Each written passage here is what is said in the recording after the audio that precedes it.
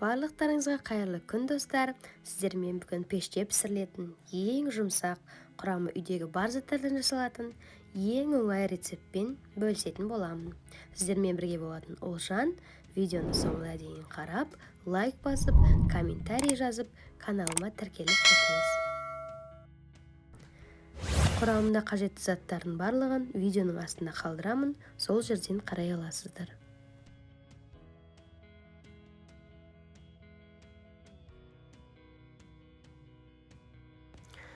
Ең алдымен таза ыдысымызға 1 шай қасық дрожж және 1 шай қасық қант салатын боламыз.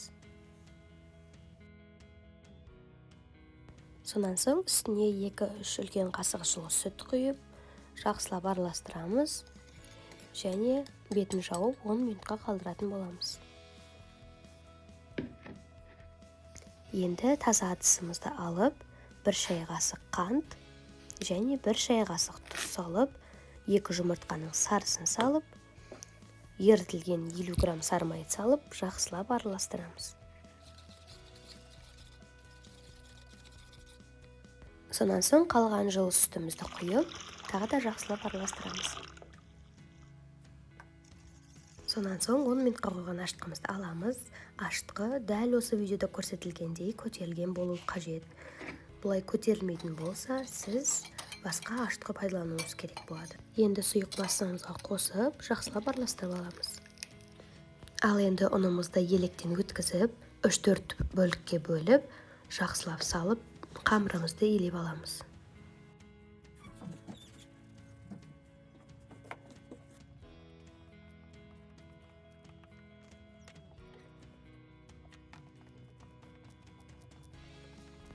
Сонан соң мен қолмен жақсылап илеп алдым. Сізде дәл солай қолмен илеп алуыңыз қажет болады.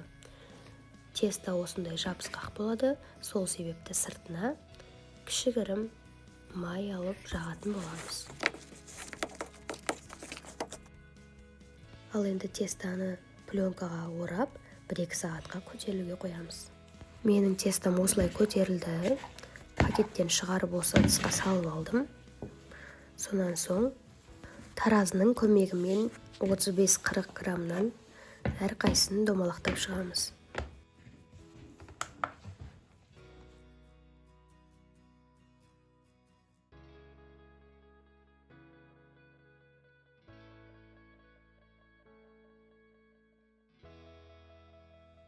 Мінекей менде 33 тоқ шықты. Сізде өз граммыңызға қарай шығатын болады. Енді бетін пищевой пленкамен орап, 10-15 минутқа қалдырамыз. Мен қуырылған капуста және картошкамен жасайтын боламын, 2 түрлі. Сізде өз қалауыңызша ішіне әр түрлі заттар салып жасасаңыз болады.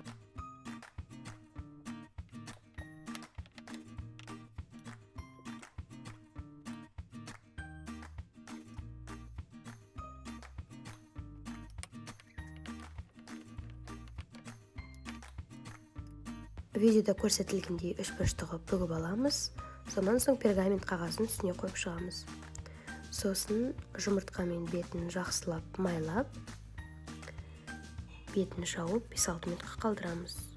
Алдын ала қыздырылған пешкіде 190 градуста 15-20 минут пісіреміз. Мінекей біздің печкада піскен өте жұмсақ, ең дәмді ыстық пирожкилеріміз дайын болды. Барлықтарыңызға жасап көруге кеңес беремін. Видеоны соңына дейін қарағандарыңыз үшін рахмет. Келесі кездескенше сау болыңыздар.